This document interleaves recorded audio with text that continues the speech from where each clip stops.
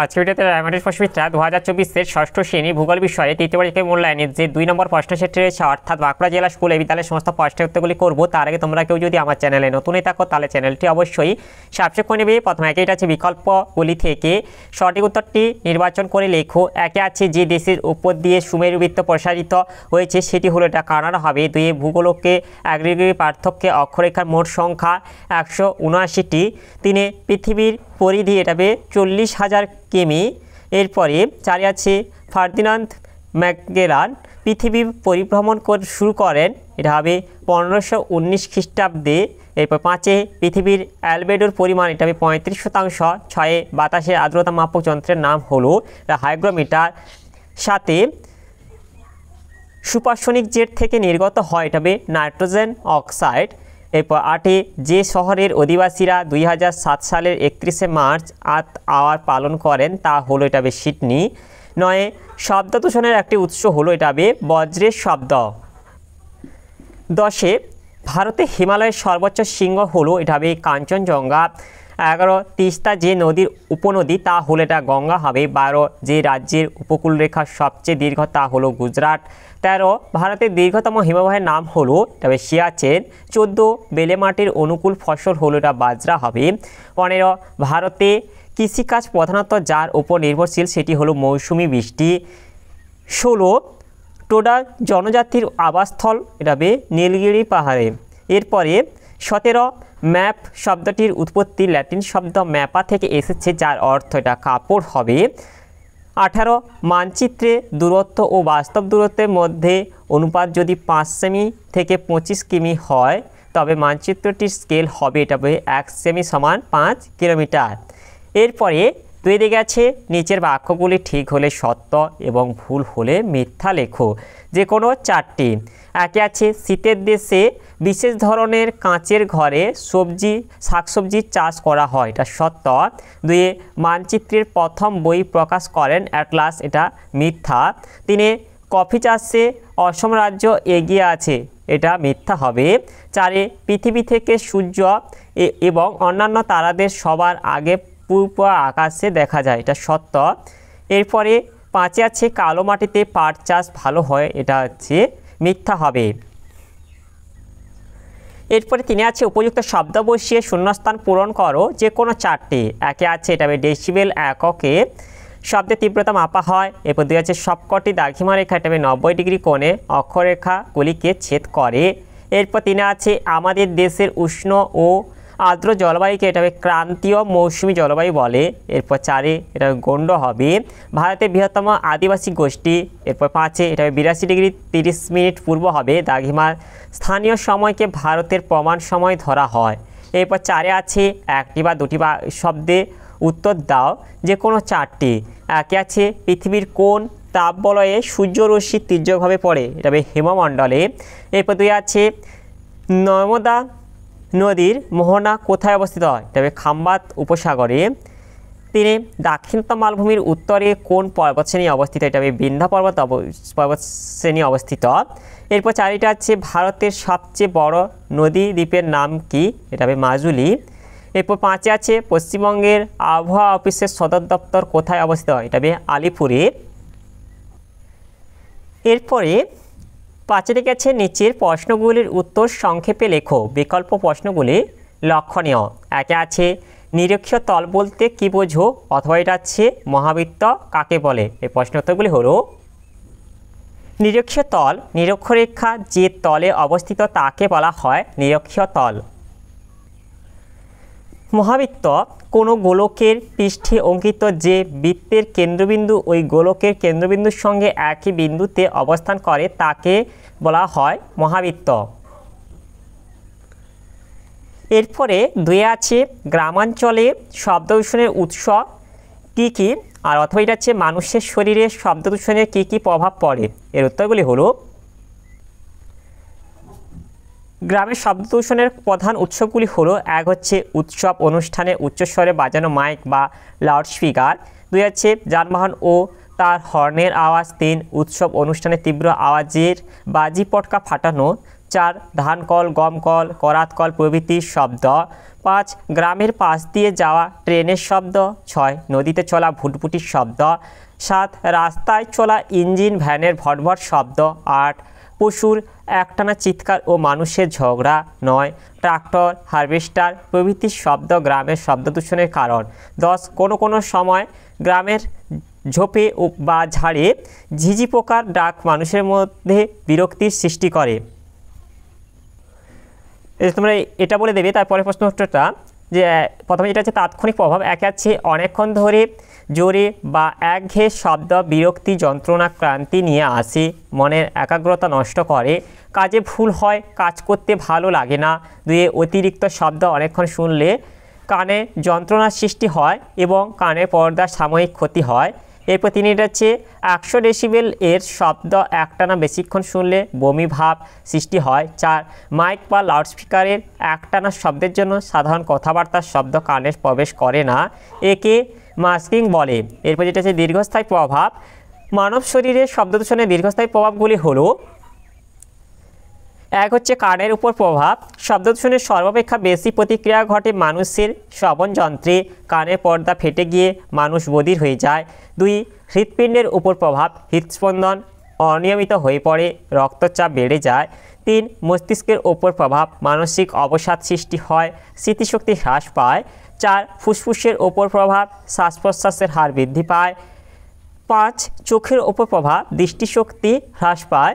6 অন্যান্য প্রভাব। গ্যাস্ট্রিক, পাকস্থলী রোগ, ডায়াবেটিস, অনিদ্রা প্রভৃতি রোগ সৃষ্টি হয়। এরপরে 3 আছে উপহ্রদ কাকে বলে, অথবা এটা আছে প্রবাল দ্বীপ কাকে বলে। এর উত্তরগুলি হলো, উপহ্রদ স্থলভাগ দ্বারা আবদ্ধ এবং একদিক সমুদ্রে উন্মুক্ত লবণাক্ত জলের হ্রদগুলিকে উপহ্রদ বলা হয়। উদাহরণ চিল্কা ভারতের বৃহত্তম উপহ্রদ। এরপরে প্রবাল দ্বীপ। প্রবাল এক ধরনের চুন সমৃদ্ধ সামুদ্রিক কীট। কোটি কোটি প্রবাল কীটের দেহাবশেষ জমে যে দ্বীপ গড়ে ওঠে তাকে প্রবাল দ্বীপ বলা হয়। এগুলি মূলত ক্রান্তীয় ও উপক্রান্তীয় অঞ্চলের সমুদ্রে 60 থেকে 75 মিটার গভীরতায় অবস্থান করে। এদের জন্ম ও বংশবিস্তারের জন্য সমুদ্র জলের উষ্ণতা 20 থেকে 21 ডিগ্রি সেলসিয়াস এবং লবণতা 24% থেকে 40% আদর্শ। উদাহরণ আরব সাগরে অবস্থিত ভারতের লাক্ষাদ্বীপপুঞ্জে ছোট বড় সব দ্বীপই প্রবাল দ্বীপ। এরপরে 4 এটা আছে আদিবাসী কাদের বলে, অথবা এটা আছে অন্ধ্রপ্রদেশের 2টি আদি জনগোষ্ঠীর নাম লেখো। অন্ধ্রপ্রদেশের 2টি আদি জনগোষ্ঠীর নাম হলো গন্ড ও চেঞ্চু। এর আগের প্রশ্নের উত্তরটি হলো, বিশেষ সামাজিক গোষ্ঠী যারা প্রাচীনকাল থেকে শিকার, পশুপালন, ফলমূল সংগ্রহ করে জীবনযাপন করে আসছে, যাদের জীবনযাত্রা সম্পূর্ণ প্রকৃতির উপর নির্ভরশীল, তাদের আদিবাসী বলা হয়। যেমন পশ্চিমবঙ্গের সাঁওতাল, মেঘালয়ের গারো প্রভৃতি। এরপরে 6 দাগে আছে নিচের প্রশ্নগুলির উত্তর লেখো। বিকল্প প্রশ্নগুলি লক্ষণীয়। 1 আছে অক্ষরেখা ও দ্রাঘিমা রেখার মধ্যে 3টি পার্থক্য লেখো। এর উত্তরটি হলো, অক্ষরেখা ও দ্রাঘিমা রেখার পার্থক্য। প্রথমে 1 যেটা আছে আকার। অক্ষরেখাগুলি পূর্ণবৃত্তাকার, দ্রাঘিমা রেখাগুলি অর্ধবৃত্তাকার। এরপর 2 এটা আছে বিস্তার। এগুলি পূর্ব থেকে পশ্চিমে বিস্তৃত, এগুলি হচ্ছে উত্তর থেকে দক্ষিণে বিস্তৃত। 3 আছে দৈর্ঘ্য। প্রতিটি অক্ষরেখার দৈর্ঘ্য সমান নয়, প্রতিটি দ্রাঘিমা রেখার দৈর্ঘ্য সমান। এরপরে অথবা এটা আছে নিরক্ষরেখা ছাড়া পৃথিবীর অন্যান্য বিশেষ অক্ষরেখার নাম কি কি। নিরক্ষরেখা ছাড়া পৃথিবীর অন্যান্য বিশেষ অক্ষরেখার নাম হলো, যেমন সুমেরুবৃত্ত রেখা, কর্কটক্রান্তি রেখা, মকরক্রান্তি রেখা, আর হচ্ছে কুমোরবৃত্ত রেখা। এরপরে 2টা আছে পৃথিবীতে দিনরাত্রি কিভাবে সংগঠিত হয়।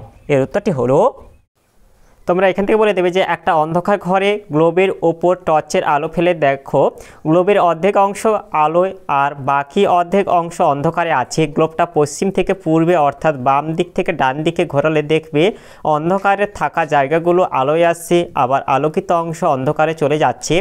গোলাকার পৃথিবীর যে দিকটা সূর্যের দিকে মুখ করে থাকে সেদিক দিন, উল্টো দিকটা রাত। এরপরে অথবা এটা আছে অস্ট্রেলিয়ার আদিবাসীরা আমেরিকানদের একদিন আগে ইংরেজি নববর্ষ পালন করেন কেন। এর উত্তরটি হলো, পৃথিবী পশ্চিম থেকে পূর্ব দিকে আবর্তন করে চলেছে, ফলে পৃথিবীর পূর্ব গোলার্ধের দেশগুলিতে আগে সূর্যোদয় হয় অর্থাৎ আগের দিন শুরু হয় এবং পশ্চিম গোলার্ধের দেশগুলিতে দিন শুরু হয় পরে। এই কারণে পূর্ব গোলার্ধে অবস্থিত জাপান বা অস্ট্রেলিয়ার মতো দেশগুলি নববর্ষ অর্থাৎ 1 জানুয়ারি যখন পালন করা হয়, তখন পশ্চিম গোলার্ধে আমেরিকা যুক্তরাষ্ট্রের মতো দেশগুলি তখন 31 ডিসেম্বর বিরাজ করে। এরপরে 3 দাগে আছে বায়ু দূষণের 3টি কারণ লেখো। আর অথবা এটা আছে তোমার ঘরে কিভাবে বায়ু দূষণের প্রতিরোধ করবে। এর উত্তরটি হলো বায়ু দূষণের প্রাকৃতিক কারণসমূহ। এক হচ্ছে অগ্নুৎপাত। অগ্নুৎপাতের সময় নির্গত সালফার ডাইঅক্সাইড, হাইড্রোজেন ডাইসালফাইড প্রভৃতি গ্যাস এবং ধুলো, ছাই, ধোঁয়া প্রভৃতি বায়ুকে দূষিত করে। এরপর 2 আছে দাবানল। দাবানলের ফলে সৃষ্ট গাছপালার ছাই, কার্বন মনোক্সাইড, নাইট্রোজেন অক্সাইড প্রভৃতি বায়ুতে মিশে দূষণ ঘটায়। এরপরে বায়ু দূষণের মনুষ্যসৃষ্ট কারণ। এক হচ্ছে জনসংখ্যা বৃদ্ধি। যত দিন যাচ্ছে পৃথিবীর জনসংখ্যা ততই বৃদ্ধি পাচ্ছে। এই বিপুল সংখ্যক মানুষের শ্বাসকার্যের ফলে নির্গত কার্বন ডাইঅক্সাইড বায়ুকে দূষিত করে তুলছে। এরপর 2 আছে বৃক্ষচ্ছেদন। পৃথিবীতে মানুষের সংখ্যা যত বাড়ছে, ঘরবাড়ি, চাষবাস করার জন্য তত গাছপালা, বন জঙ্গল কেটে ফেলা হচ্ছে, ফলে বাতাসে CO2 বৃদ্ধি পাচ্ছে। পরের প্রশ্নটি হলো আমাদের কিছু অসতর্কিত কাজকর্মই আমাদের ঘরের বায়ু দূষণের জন্য দায়ী, তাই আমাদেরকে কিছু বিষয়ে সতর্ক থাকতে হবে। যেমন এক হচ্ছে চিমনির ব্যবহার। ঘরের ভিতর উনুন, গ্যাস বা স্টোভে রান্নার সময় ধোঁয়া বাইরে বেরোনোর জন্য ঘর খোলামেলা রাখা উচিত, চিমনি ব্যবহার করা উচিত। 2 ঢাকা দেওয়া আবর্জনা পাত্র ব্যবহার। ঘরের ভিতরে আবর্জনা ফেলা পাত্রটা সবসময় ঢাকা দিয়ে রাখা উচিত। 3 মশারি ব্যবহার। মশা তাড়ানোর জন্য ধূপ না জ্বালিয়ে মশারি ব্যবহার করলে স্বাস্থ্যের ক্ষতি হবে না। 4 ঘরে ধূমপান না করা। ঘরের মধ্যে ধূমপানে বাধা দেওয়া এবং ধূমপানের ক্ষতিকর দিক সম্পর্কে ধূমপানকারীকে বুঝিয়ে বলা উচিত। 5 ঘরের বাতাস চলাচলের ব্যবস্থা। ঘরের দেওয়াল, জানালা, দরজা রং করার সময় বাতাস চলাচলের জন্য ঘর খোলামেলা রাখা উচিত। এরপরে 6 যেটা আছে বিভিন্ন ধরনের মানচিত্র কী কী অথবা মানচিত্রের প্রধান উপাদান কী কী। বিভিন্ন ধরনের মানচিত্র যেমন হলো প্রাকৃতিক মানচিত্র, রাজনৈতিক মানচিত্র, বিষয়ভিত্তিক মানচিত্র। এরপর অথবা এটা আছে মানচিত্রের প্রধান উপাদানগুলি কী কী। এগুলি হলো কাগজ, স্কেল, প্রতীক চিহ্ন, দিক নির্দেশ, শিরোনাম, নির্দেশিকা, বহিঃসীমানা, অক্ষরেখা ও দাঘিমারেখা প্রভৃতি। এরপরে 7 থেকে আছে নিচের প্রশ্নগুলির উত্তর দাও। বিকল্প প্রশ্নগুলি লক্ষণীয়। 1 আছে বায়ুর তাপমাত্রা পৃথিবীর সব জায়গায় একরকম হয় না কেন। এর উত্তরটি হলো এই যেখানে আছে যে বায়ুমণ্ডলে উষ্ণতা তারতম্যের কারণ এটাই হবে যে 1 নম্বর হচ্ছে অক্ষাংশ ভেদে সূর্যরশ্মির পতন কোণের তারতম্য। কোনো স্থানে সূর্যরশ্মি লম্বভাবে পড়লে তা কম বায়ুমণ্ডল ভেদ করে আসে এবং অল্প স্থানে পড়ে, ফলে উত্তাপ বেশি হয়, কিন্তু সূর্যরশ্মি তির্যকভাবে পড়লে তা বেশি বায়ুমণ্ডল ভেদ করে আসে এবং অনেকটা স্থানে ছড়িয়ে পড়ে, ফলে উষ্ণতা কম হয়। এই কারণে পৃথিবী নিরক্ষীয় অঞ্চলে সূর্যরশ্মি লম্বভাবে পড়ায় সেখানে বেশি গরম এবং নিরক্ষরেখা থেকে 2 মেরুর দিকে সূর্যরশ্মি ক্রমশ